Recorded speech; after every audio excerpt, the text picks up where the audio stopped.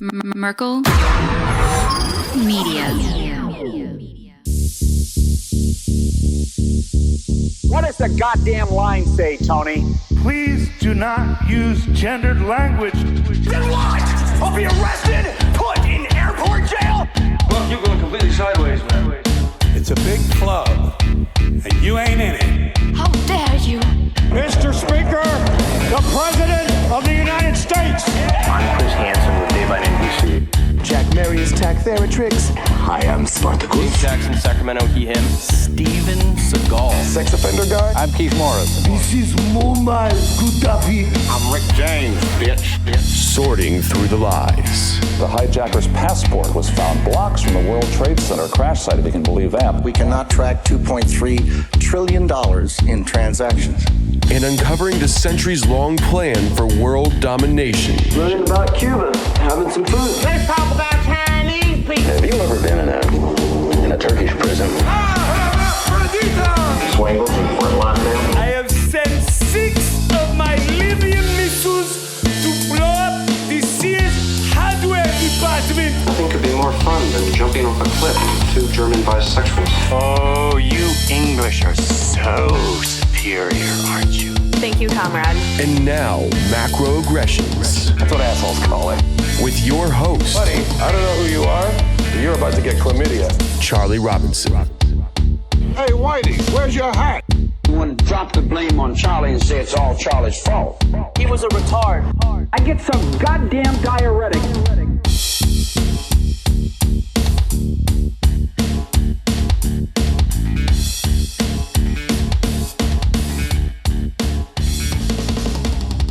Welcome to Macroaggressions. I'm your host, Charlie Robinson. If you're watching us on Rockfin or Rumble or listening wherever podcasts are served, thanks a million. We appreciate it. Hey, if you like the show and you think we've done a good job, certainly would appreciate a 5-star rating and maybe write a little something. If you want to connect with me, the website, macroaggressions.io. It's brand new. You can find out everything about the show, about the books, and whatever else is going on over there. Big thank you to the sponsors. They make the show happen. We have a sponsors page over at the website as well. If you're interested in getting more information about all these companies, the links are in the show notes. There's links on the website, whatever, but EMP Shield is a great resource for you. You can go to empshield.com and find out what they're building over there. They're building something that's many times more efficient than a single-use military design EMP protector. It can handle 40 EMP strikes. It'll work against lightning. It'll work against solar flares, things like that. You can fit it on your house, on your car, boat, RV, generators. If you've got them, you can get bundle packages, which brings the dollar per unit price down a little bit. So check it out. Do this. Go to empshield.com. Read up about it. If you find something you like, the discount code is MACRO. That'll save you some money. If you want to install it, you can install it yourself. There's installation videos there, or you can just hire an electrician to come out there and, I don't know, be proactive as opposed to reactive. It's kind of the theme of this show. And also big thank you to the team at Chemical Free Body. Talk about being proactive. You want to be proactive with your health. You don't want to sit around and wait and be reactive. That's what the pharmaceutical industry is all about.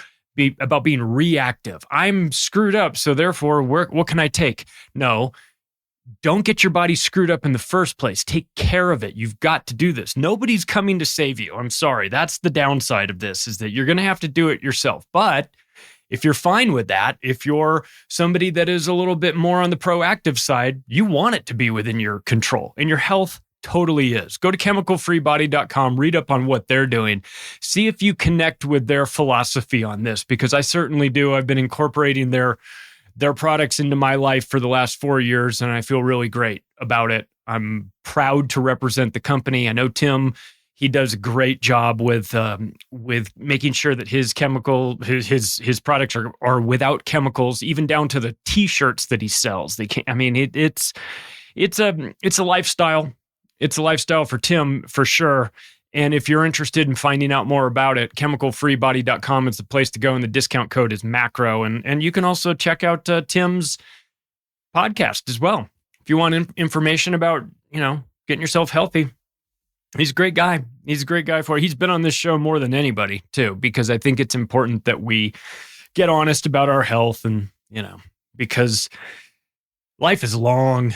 If you feel shitty, life is long, long, long. So you want to feel there's nothing more important than taking care of your health. So chemicalfreebody.com, promo code macro. Well, I'll tell you, when we did the show that was looking forward into 2024, not a prediction show or anything like that, but just sort of like reading the tea leaves, where are we? Where are we headed? One of the things I said was that there are some terms that you're going to have to get used to in 2024 because they're going to be everywhere. Terms like the Gulf of Aden, the Gulf of Oman, Red Sea. You're like, I don't really know where Yemen is. Well, you're going to. You need to. And I'll say that about this episode.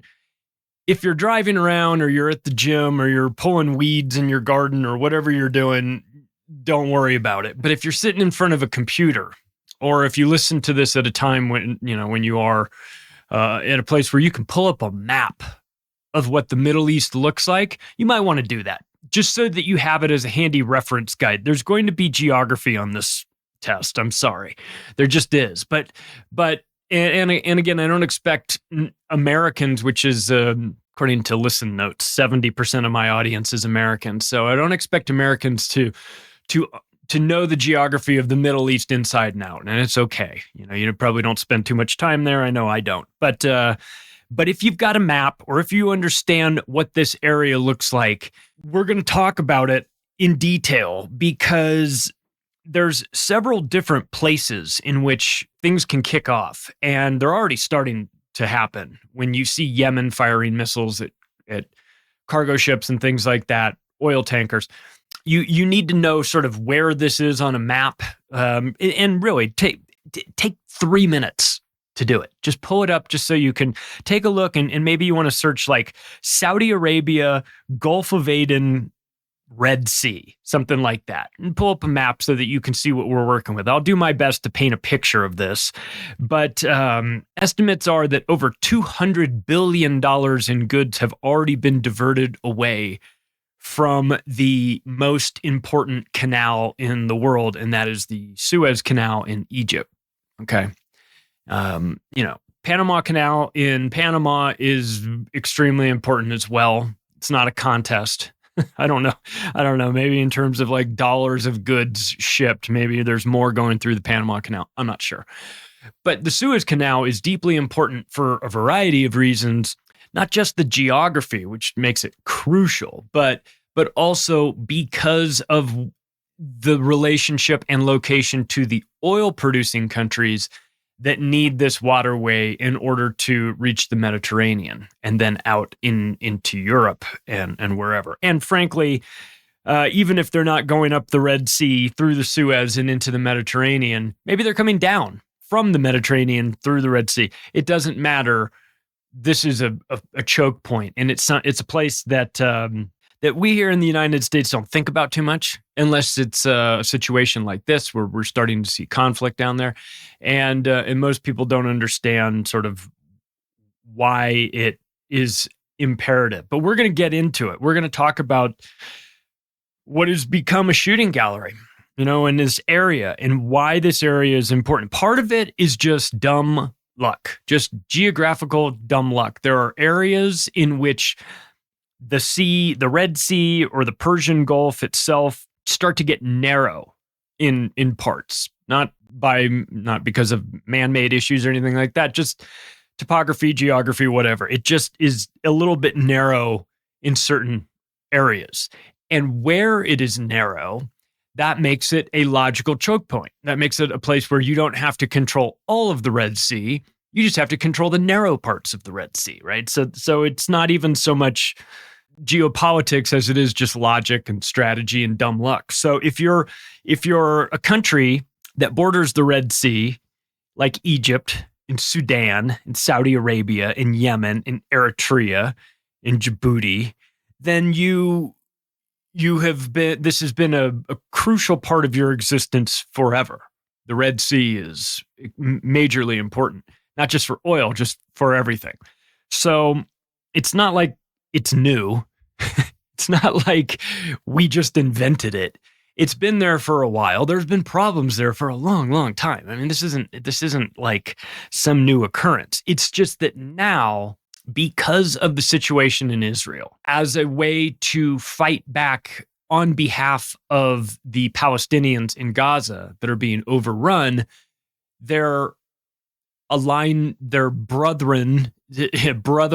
I don't know, religious brothers, political brothers in Yemen have decided that what they're going to do is they're going to do their part to disrupt anybody that's trying to bring supplies into Israel, and therefore bringing supplies into what they perceive to be their enemy. So if you're a ship that is going through the Gulf of Aden and into the Red Sea, you've got to pass by Yemen. You don't have a choice. You can hug Djibouti and Eritrea on that western coast to the extent that you can, but there's a region right at the beginning, the southernmost part of the Red Sea, that we're going to get into that is extremely narrow. And when you go through there, you're just a gigantic target. You better hope that you don't have enemies on the shorelines, because if you do, you've got nowhere to go. And that's kind of the situation that we're in right now. So let's start with, this is going to be like sort of a geography class, but I like geography. I always have. And I've come from a family that we're a traveling family. I've been all kinds of places. My mom was one of those legendary Pan Am flight attendants in the 60s on the international leg. So she's been like he's like, hey, have you ever been to Beirut? She's like, I've been to Beirut 200 times. You're like, damn, so like we come from a family, my dad was a pilot. We come from a family that likes to get out and see things. And I've been to Egypt, and it's, you want to talk about a humbling place, man. You go out there to the pyramids. Sphinx is a little less impressive than you might think it is, but the pyramids more than make up for it. And I don't know how it works now, but at the time when I was there in 1989, you could go in the pyramids. Like I've been in the chambers and everything, and in the narrow, very steep ladders that they've put in there and gone up. I mean, oof. It's a really important place. It's an important place geographically. It's important now because we place a lot of emphasis on it because of the oil in that region, not so much Egypt, but in that area. And it's been, as they call it, the birthplace of civilization in that region. So it's very important. It's got a long history, and we should probably pay attention to it because it's now going to become part of our problem. And that's the thing, is that I'm not just picking some random place and saying, well, let's talk about this waterway that nobody cares about. No, this is important because it's only going to get worse. I don't see this getting better. Well, I wish. I don't see it. There's too many people at play. There's too many agendas. Somebody gets an itchy trigger finger and it's on. So let's start with this. Let's talk a little bit about the Suez Canal. Now, the Suez Canal is at if you look at the Mediterranean Sea, like the southeast part of it, there's a little canal that goes from the Mediterranean. It splits this region of Egypt, Sinai Peninsula on the east side and Egypt proper on kind of the west side. And it's a narrow band. It's 120 miles long. It connects the Mediterranean Sea to the Red Sea, connects them. 20,600 ships per year pass through that. That works out to about 60 a day. Okay. So you've got, it's busy. It opened in 1869. It was widened in 2016. So it's now a little bit more up to date in terms of capacity. Obviously, if it was just what you got in 1869, we would be in big trouble. But it's been adjusted over the years and widened really recently, within the last decade. So, and it's very important. Clearly, you get a lot of traffic that goes through there, and oil in particular. A lot of it flows through this region, man. So So as you go down, let's say you're in the Mediterranean, you find where the Suez Canal is in Egypt. You're pretty close to Israel right there. Israel is kind of like due east, and you're kind of like southeast here in Egypt. And you go traverse down this Red Sea. As you're going down the Red Sea, on the western side, you have Egypt. And as you get further down, you have Sudan. And then you have a small little country called Eritrea. And on your eastern side, almost the entire way down the Red Sea, you've got Saudi Arabia. Saudi Arabia is gigantic, right? And it's like a large, very large peninsula that dips down. And the Red Sea runs alongside it. And so you've got like proper Africa on one side, and you've got kind of like the Middle East on the other. So as you make your way down the Red Sea south, you get to a part when you reach almost the very, very end of the Red Sea, it narrows to a place it's almost like a choke point, and it's only 14 miles wide in this area, which is extremely narrow. You can see the other side, sort of thing. To put this in I don't know, how would I compare it? If you've ever been in Hawaii, if you've ever been in Maui, and you look across and you see like Lanai and Molokai and those places, those islands are about 7 miles away. So you're talking about something that's about twice that, as wide as that. Not wide at all. And this is an area called Bab el-Mandeb. And it's and once you get into this area, this real narrow region in the Red Sea, as you're going south down the Red Sea, and you're about to pop off into the Gulf of Aden, this narrow area, Bab el-Mandeb, is basically just the choke point between the Red Sea and the Gulf of Aden. You've got 9% of all of the oil that travels by boat goes through this region. 9%. We can round up and say 10% if it makes it easier. This works out to about 3.5 million barrels a day go through there. It's a lot. If you did something and messed up 10% of the world sea traveling oil, you would be creating a catastrophe. We need every barrel that we've got. And this is where ships are getting attacked now, because as you come down through Bab el-Mandeb, you no longer have Saudi Arabia on your eastern side. You now have Yemen. So Saudi Arabia is almost like a big square peninsula that comes down. At the very bottom of it, one half of it is Yemen and the other half of it is Oman. So Saudi Arabia, as it goes down, its southernmost flank never hits water. It becomes Yemen, and then Yemen hits water. And where Yemen and Oman hit the water, that is called the Gulf of Aden and also the Gulf of Oman. So just south of Saudi Arabia. So the Red Sea runs through, once you get through this narrow part, right, you would have protection if that narrow part had Saudi Arabia on one side, because Saudi Arabia wouldn't be launching missiles, but it doesn't. And if you had Yemen up higher, up more northern, it would be, the waterway would be too wide for Yemen to do all that much. But because it narrows down into just a 14-mile across channel, and because Yemen is on one side and Eritrea is on the other side, two countries that are pretty easy to, they do what they want to do, essentially. So that region is where a lot of these ships are getting hit. They don't have anywhere to go. They can't. So you either avoid this area or you take your chances. And this has been, this is an easy region to shut down. All they have. So as it stands right now, what we've been experiencing are missile attacks coming from Yemen that are targeting ships that they have deemed to be worthy of targeting, meaning you're either flying an Israeli flag, you're flying an American flag, or you're flying a different flag, but you're taking supplies to Israel or from Israel. If you're doing any of those things, you run the risk of getting attacked.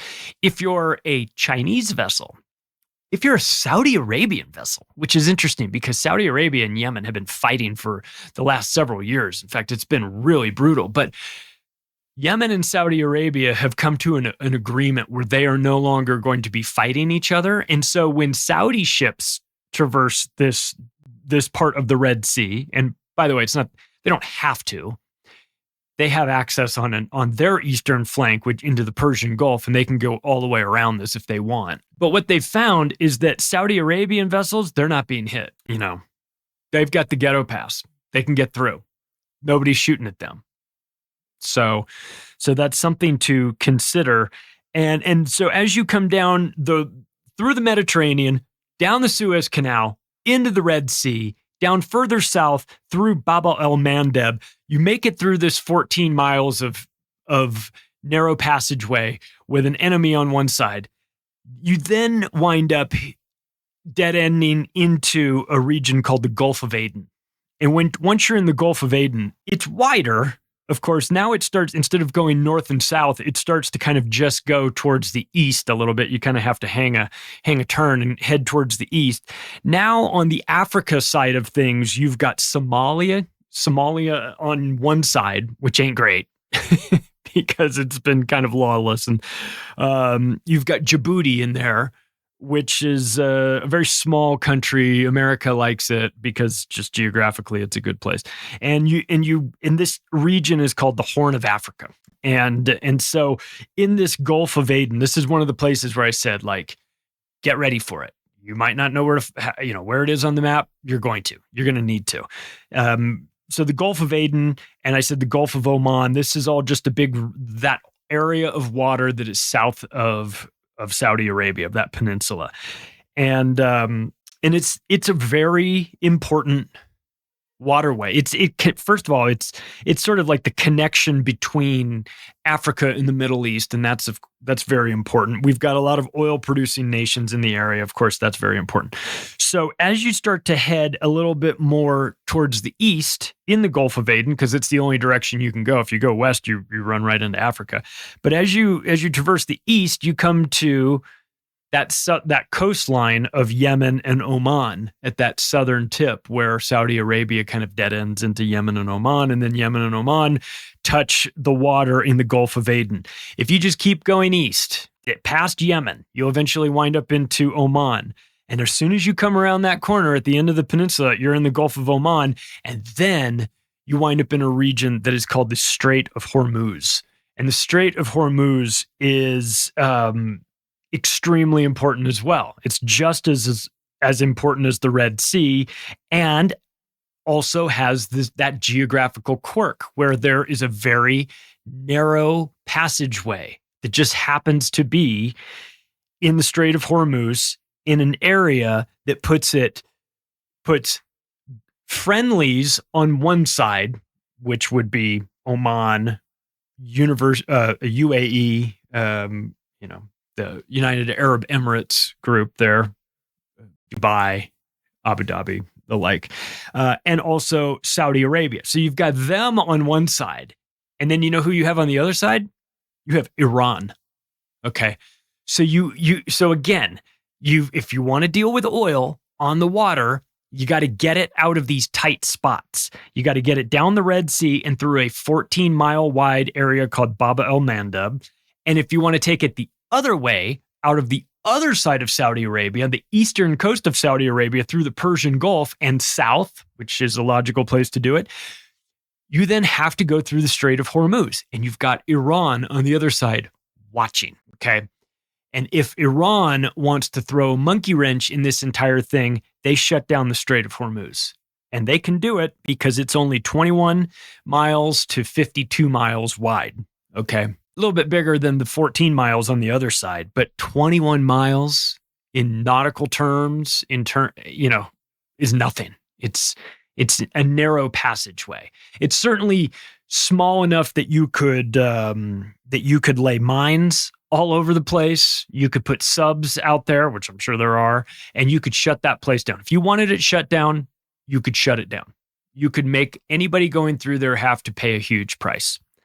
So I know it's kind of like I know this is a bit of a geography class, but it kind of has to be, in a sense that once you take a look at this and you kind of understand the topography of it, it starts to make a lot of sense. You go, oh, no wonder they're so concerned about supply chains in the Middle East on the water. No wonder. It's not like you can just bring it out. You can take this stuff out of like 18 different ports. You still have to navigate these straits that are very small. And you've got enemies on one side of the strait. In both sides, you've got Yemen on one side, in the Bab el-Mandeb, and you've got Iran on the other side of the Strait of Hormuz. Okay, so if you're America, or you're Britain, or you're Israel, these are not your friends. Israel's been trying to fight Iran forever. So you have to be very careful about this. Now, the Strait of Hormuz is 104 miles long. So, Suez Canal's 120 miles long. So roughly the same thing. But here's the difference. Whereas the Red Sea has just about 10% of all oil, we've decided to round up about 10% of all oil going through there. When it comes to the Strait of Hormuz, you get 20% of the world's oil goes through there. So it's twice as important. And we're not even talking about liquefied natural gas, which in this case, a third of it goes through there. So now you've got a serious problem. You think you've got problems with Yemen firing missiles and shutting down the Red Sea and the Gulf of Aden. If you want to kick this thing off even further, the minute Iran decides to shut down the Strait of Hormuz, there goes 20% of the oil. On the other side, there goes 10% of the oil. So that's 30%. There goes a third of the world's natural gas. You're going to have massive, massive problems with this. And not for nothing, but even in the Gulf of Aden, when you consider yourself to have like maybe the good guys on the other shoreline, meaning not Yemen, on the other side of Yemen, one of the places right across Yemen is Somalia. And I would like to remind you that Somalia is on Wesley Clark's list of 7 countries in 5 years, just so you know. So we would most definitely like to take control of that. All right, enough of the geography for a little bit. Let's talk about, let me do this. Let me just mention really quick here. When we talk about the supply chain issues that are going on in this region, I've mentioned oil quite a bit because it's at the top of the list, but it's not limited to that. So industries and corporations that are impacted by the supply chain with regard to oil, since we'll start there, Shell, BP, Valero Energy, Qatar Energy, and Edison have all diverted from that region. They've all decided that it's just too dangerous in the Red Sea, near Yemen. We're not going by there. So we're already starting to see that. In the automobile industry, we have Volvo, Tesla, Suzuki, Michelin, and Chinese car manufacturer Geely have all diverted away from the Red Sea. So again, this adds timing to the shipping because it's now got to go around the southern part of Africa or elsewhere. It adds price to it. It adds traffic. It screws things up. Okay. Logistics companies FedEx and DHL have decided they're no longer interested in trying to take the chances through there. And frankly, they may not have a choice. They may not be able to get insurance for it. So, and then retail companies such as Target. These are companies that have had their supply chain impacted already and have had to find ways around it. We're talking about Target, IKEA, Adidas, Tractor Supply, Primark, Danone, Williams-Sonoma, Stainsbury, Electrolux, Levi's, Logitech, Marks & Spencer, Pepco, and Primark. This is all according to Al Jazeera, who have reported on this. So it's not limited to oil, but of course oil is a huge factor in it. Let's move on to Yemen, if we can, and talk a little bit about this because Yemen's a mess. They had a coup in 1962 that was organized by Laser Kell, by their UK branch, a guy named Neil McLean. So the West has had their fingers in Yemen for a long time because of the geography of it. I mean, it really kind of boils down to that. I mean, if you don't have oil or you don't have a strategic port or something like that, then America will usually leave you alone. They might starve you to death, but usually they don't really mess with you too much. But Yemen has this sort of geography that makes them a prime candidate to throw a monkey wrench in a lot of things going on in this area. And you will hear when talking about Yemen, you will hear them talk about the Houthis, right? And they're almost contractually required to say Iranian-backed Houthi rebels. Those are the 4 words you'll hear. Iranian-backed Houthi rebels. Yes, Iran backs them. It doesn't mean they do exactly what Iran says. Iran backs a lot of people. The U.S. backs a lot of people too. Doesn't mean that they do exactly what the U.S. says. So yes, the Houthis are backed by Iran. And yes, they take funding from them, among others, and they take weapons from them, among others, and they are ideologically aligned for the most part, but not on everything. So they don't want to work with the U.S., Saudi Arabia, or Israel. They just don't want to work with them. But they've been fighting Israel or Saudi Arabia for a while now, and you find these, these missiles that have gone off inside some part of Yemen, and they put the camera on them, and the missiles, on the side of them, the parts that are still kind of intact, it's like all written in English. You're like, oh, it's like from Raytheon or Lockheed Martin or wherever, so we're in it. It's like a proxy American war, of course. We're the worst. We're in it. And you will know this because, like I said, the 1962 coup that happened as recently as 2017, the president of Yemen was assassinated. I'm sure the CIA had nothing to do with that at all. Wink, wink. Also, in 2017, Yemen had the worst outbreak of cholera in the world with 1 million cases of cholera in just 1 year. That's what happens when the Saudis start bombing the Yemen's water infrastructure, causing the cholera epidemic. Not accidentally either. Water treatment facilities, water facilities. They starved a bunch of them out too. They starved, I think, millions of people to death. There are currently, goddamn, man, there are currently 19 million people in Yemen that are hungry, which is 60% of the population. 60% of the population are hungry and starving to death. And they know who did it. They know who's involved in that. Saudi Arabia, Israel, and the United States. So when these ships go through, they're not just doing it for fun. They're not just taking shots at them for fun. They're taking shots at them to get revenge for what the West has done to their people. 4.5 million people in Yemen have been displaced just since 2015. 17.8 million people in the country of Yemen lack safe drinking water. 22 million people in Yemen are without health care. It's one of the poorest countries in the world now because of this. It's one of the hungriest countries in the world. So when they fight, they are fighting for more than just high fives. And, they are avenging the mass genocide that was committed against their people by the West.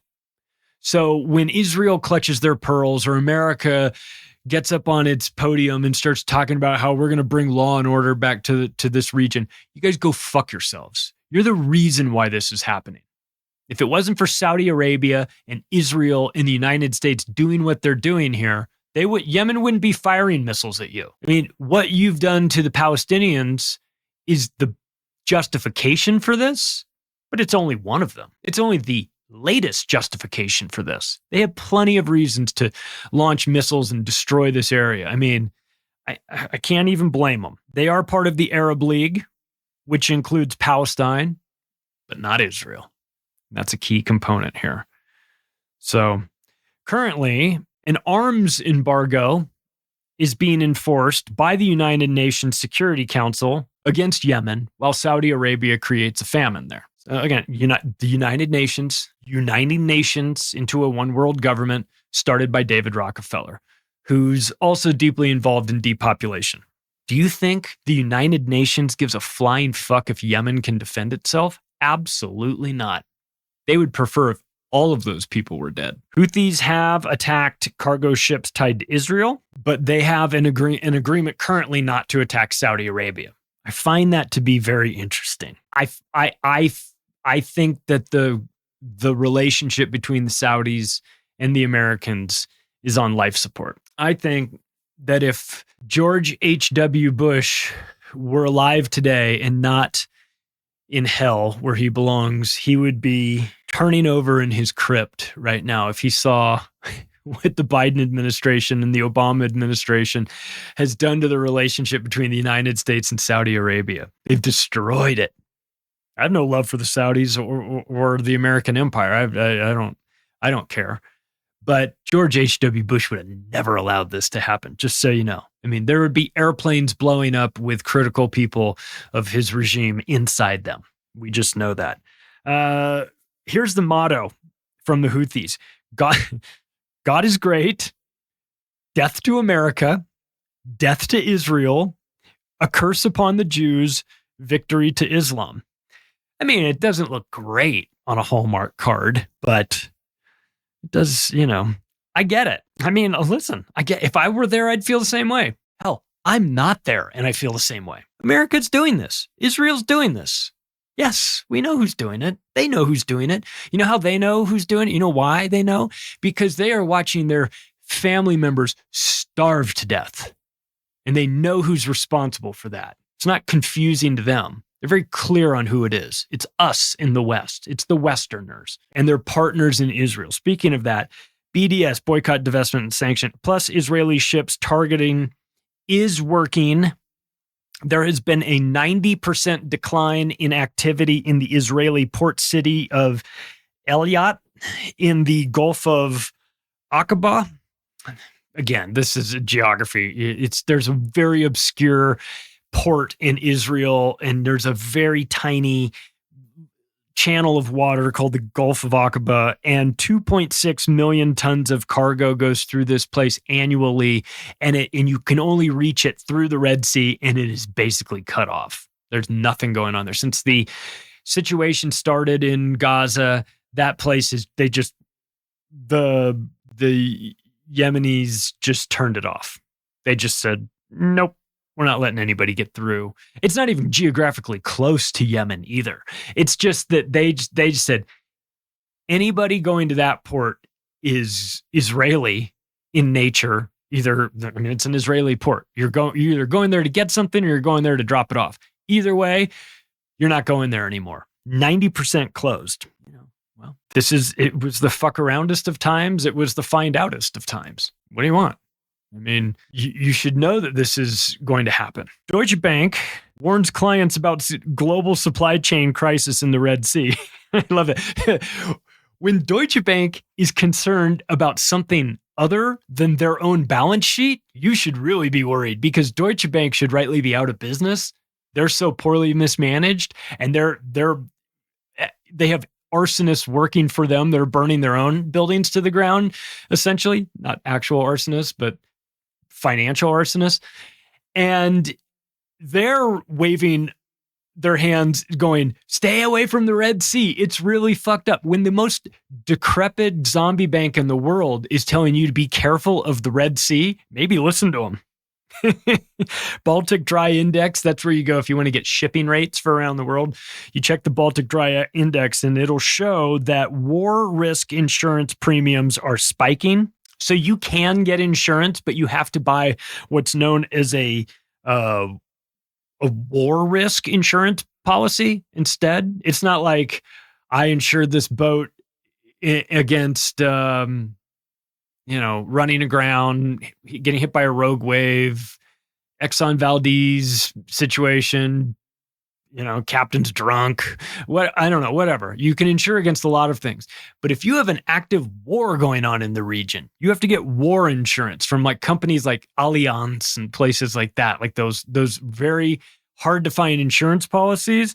And what the Baltic Dry Index is saying is that, yeah, the shipping rates are up, but the rates are up in particular because insurance in that area is up. And shipping companies are just flat out avoiding the area. So as it stands right now, they have other options. There's other places they can go, and they're exploring that as you would expect. Hundreds of oil tankers have already diverted, which is, obviously messing with the supply chain. But currently, there's a place to divert to. The problem becomes when they cut off both choke points, when they get Bab el-Mandeb and they get the Strait of Hormuz at the same time. And now you've got 30% of the crude that's not going through and a third of the LNG not going through. You've got massive problems. You have something that impacts oil prices, which impacts transportation, manufacturing, global just energy,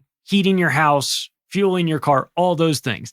And then the multiplier effects of all of those industries that then are impacted because of it. Shipping food, cost of food, because now you have to ship it. And now the gas is more expensive for the truck. So all you have to do is impact oil and you can screw everything up. If you impact enough oil, then you'll set off think of, the guys that spend a year setting up all those elaborate dominoes in cool patterns, and they hit one and then they all sort of simultaneously start to go down. Well, think of it like that. You hit oil, a third of the oil in the world.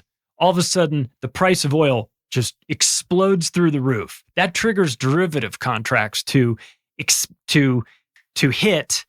And that causes banks to have to pay on derivative bets or lose and it starts a cascading effect where now you start to mess with options, derivatives, which are bets on bets. And by some accounts, there are $2 quadrillion of derivatives sitting out there on these banks' balance sheets. You have the possibility of taking down the entire banking system, not by blowing up the Bank for International Settlements, God willing. Just kidding. All you have to do is shut down these two areas, a 14-mile stretch and a 21-mile stretch on either sides of Saudi Arabia. And next thing you know, you've ended the banking system. You think you're just you think you're going to get revenge against the West for what they've done in Gaza. You wind up taking the entire oil, gas, and banking system down. I mean, this could happen. This isn't like 90 things need to happen in order for this one thing to happen. No, like 4 things need to happen. They coordinate, they decide we're shutting down oil. We're going to mine the shit out of these regions. Good luck. First one of those ships that blows up, nobody's coming through. Send a couple subs in there. Start taking shots at American ships. Start taking shots at Exxon ships that are going. I mean, all of a sudden oil stops flowing. All of a sudden it goes from $100 a barrel to $300 a barrel. I mean, this could happen. I'm not trying to, I'm not trying to say it's going to happen, but it's not as disconnected from reality as I would like to think. And of course, now we've got the USS Gravely, a Navy destroyer out there that had a Houthi missile come within a mile of it, which is pretty close in terms of like launching missiles at boat sort of things. It's not a direct hit, but I don't know, man. I get Vietnam vibes when I start hearing about missiles getting launched at ships. And what are we going to do? Double check their work, make sure they're not lying to us? How would we know? Another USS Maddox incident? I mean, it's possible. Let's talk about the BRICS for a second here, because I think I see their strategy. Brazil, Russia, India, China, South Africa. Those are the 5 major players that started the BRICS coalition. They just made a move to add 7 more. They agreed to add 7 more. One of those 7 was Argentina. Once Milei became president, he then reneged and pulled them out. So now they're down to adding 6. So it was 5. Now it's going to be 11. But if you take a look at what they're doing, at what they've got, and the countries that they're going after, they're being pretty strategic here. So they just added Egypt. It's one of the new members to the BRICS conglomerate. So now they control the Suez Canal. They just added Iran to the BRICS. So now they control the Strait of Hormuz. They just added Saudi Arabia to the group. So now they control the Red Sea and the Persian Gulf and the Arabian Sea. They added UAE. So now they grabbed the Gulf of Arabia. They added Ethiopia, so they control the Gulf of Aden. All of those waterways that I just talked about, the BRICS countries are doing deals with them. America's about to find themselves completely shut out of that region geographically. That's what the BRICS expansion is about. It's about two things. It's about securing energy, which by all accounts they're doing. They just got Iran, Saudi Arabia, United Arab Emirates. And it's about controlling travel and trade through the maritime regions. They got the Suez Canal, they got the Strait of Hormuz, they got the Red Sea, the Arabian Sea, the Gulf of Aden, and the Gulf of Arabia. They locked it all down, one shot. Frankly, Argentina can go fuck themselves. They're unnecessary here. They were the most expendable of the seven. So now they control the ports. Now they control the waterways. They're expanding, as we know, the Belt and Road Initiative. This is part of it. Part of the Belt and Road Initiative, there's a port in Jeddah, Saudi Arabia. That's part of their BRI push.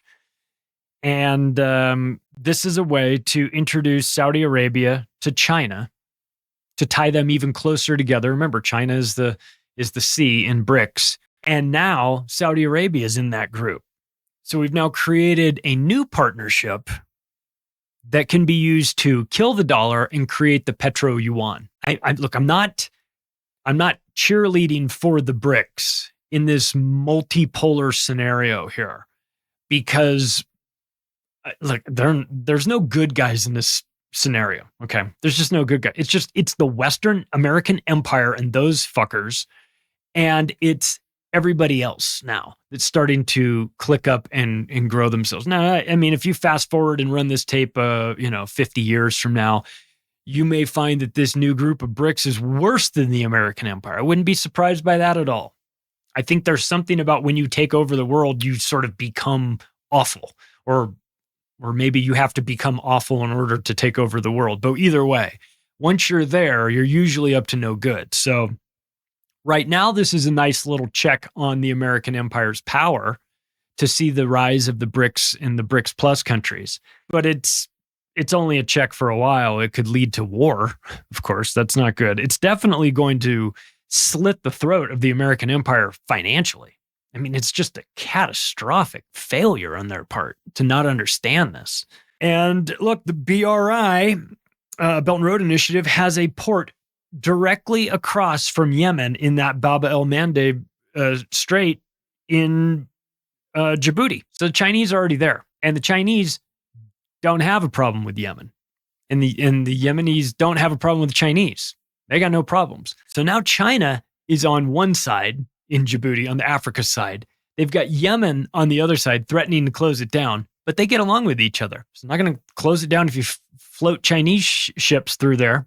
They're fine with that. And in Djibouti, on this very small, sort of like almost very obscure, but geographically significant country in this Horn of Africa, what you have is the port at Djibouti is being directly fed by a railroad that is originating in Addis Ababa, the capital of Ethiopia. And it's already built. This railroad's already built. It's functional. And it's part of the Belt and Road Initiative. So they've already built it in Ethiopia. And so it's going from Ethiopia up kind of like to the northeast a little bit into the port of Djibouti, and then from there out to wherever.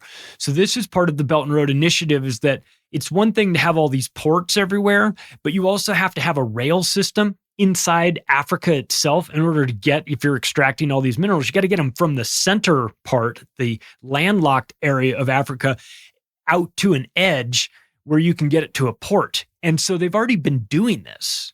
In Ethiopia, they've got this. They've built the railroad. So that goes straight up to Djibouti, which is part of the Belt and Road Initiative. So China's in this region in a big way. We're just not talking about it yet, or at least the mainstream media isn't. A little bit south, as you go around that horn, down around Somalia and down a little bit south, you wind up in Kenya. And in Nairobi, Kenya, the Belt and Road Initiative has a port or a lease agreement there as well. There's a port in Sudan. There's a port in the United Arab Emirates. There's a port in Iraq. So the Chinese are building ports everywhere. The U.S. is threatening people with their ships while the Chinese are building ports strategically. And, look, not for nothing, but we've got a currency problem on top of all this.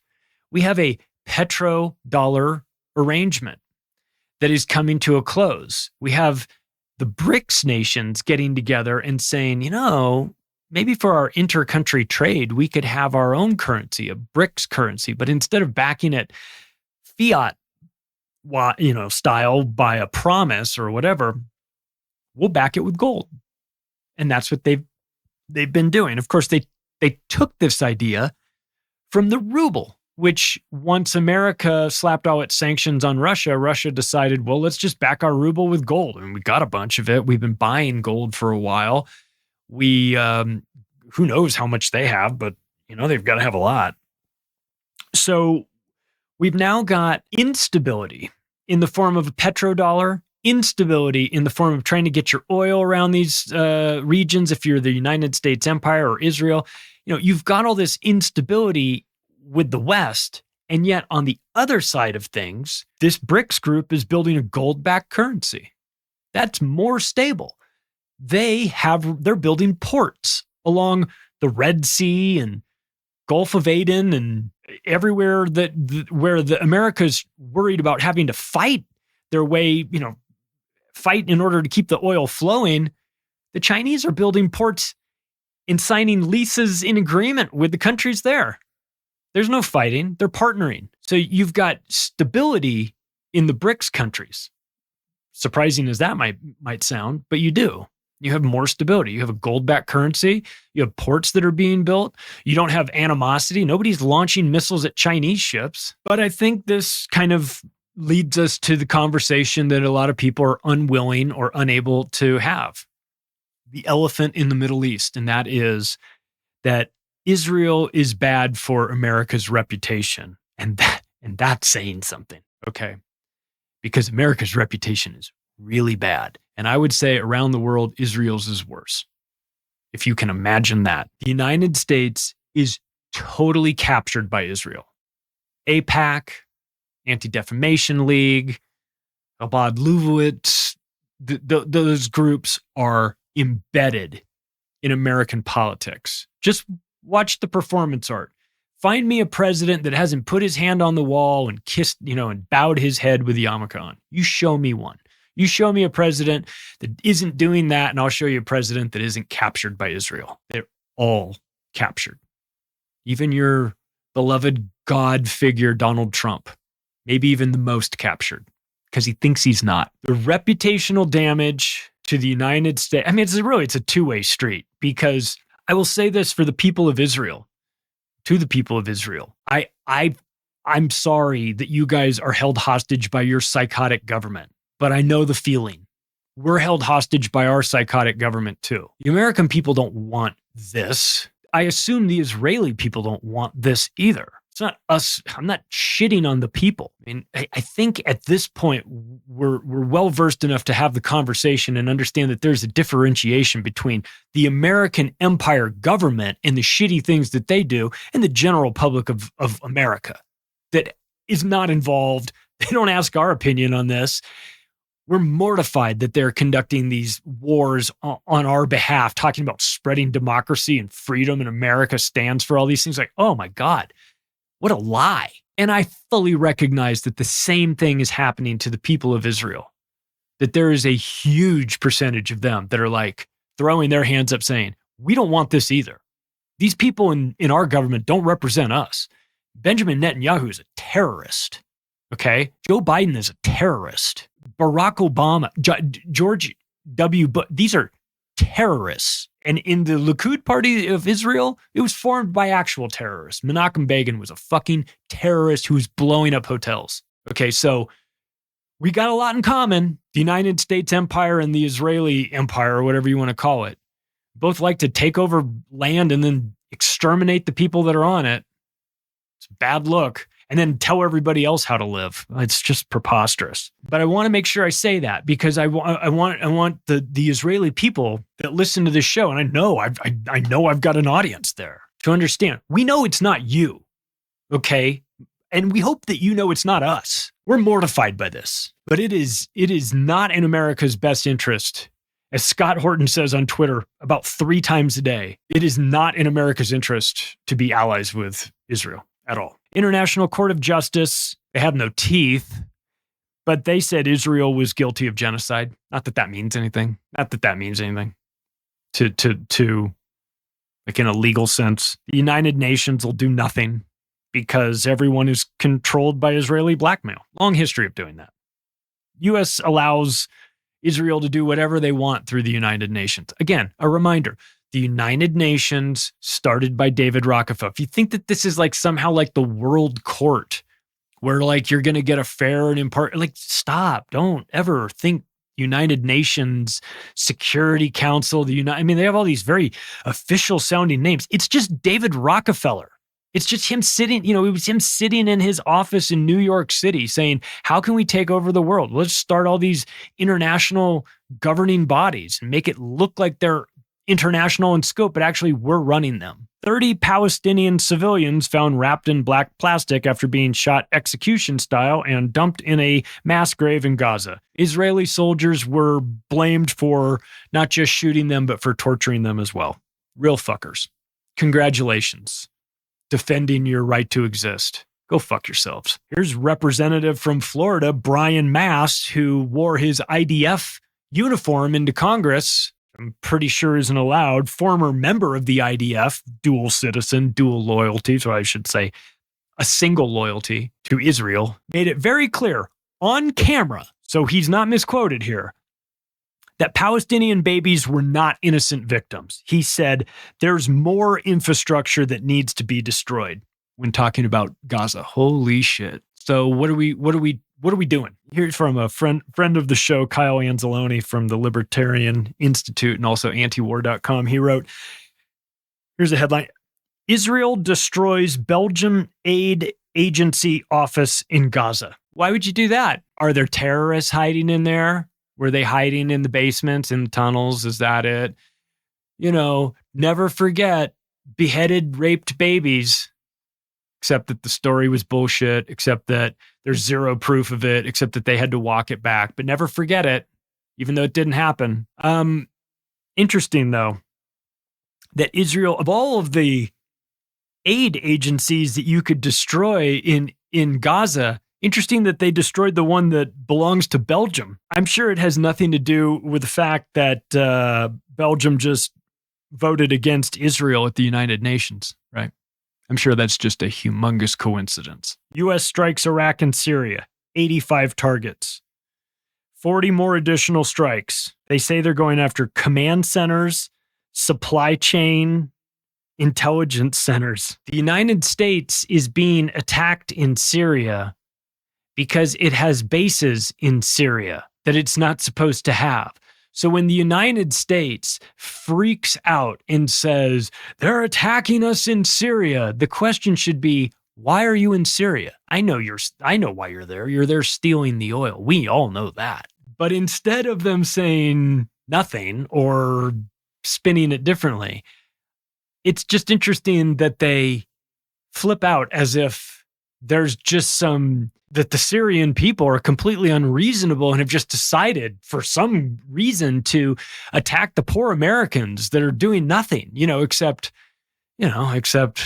occupying their country and putting military bases in their country when they're not supposed to, and drilling for oil and stealing the oil and all that shit. But besides all that, I wonder why the Syrians decided to attack. What the fuck do you think is going to happen here? U.S. strikes targets inside Iraq. U.S. strikes targets inside of Syria. Let me guess. Were they terrorists? Was it Al-Qaeda? Was Al-Qaeda there? I'm getting very confused now because, for a while, Al-Qaeda was the worst thing in the world, and then we started financing them. And then they weren't the worst thing. They were Al-Qaeda in Iraq, or they were, whatever brand name there. It's very difficult to keep track because it keeps changing. One thing you can tell for sure is that the terrorists that we're told we're fighting against are often financed by us. And in actuality, the real terrorists, the American empire. This is a really bad idea. Everything about this bothers me, worries me. We're too close to Iran here. You think Iraq was a mess. Iran is 3 times the size of Iraq. Iran is partnered with Russia and China. Iran is not fucking around. This is a fight you don't want. Or maybe they do. Maybe they do. I mean, somewhere out there, John Bolton is consulting a doctor because his erection has lasted longer than 4 hours with all this talk of going to war against Iran. I just know it. Somewhere that guy loves this. But I don't. I think it's disgusting. I think what America's doing is disgusting. I think what Israel's doing is disgusting. Better be careful in that Red Sea shooting gallery, man. These boys are not messing around.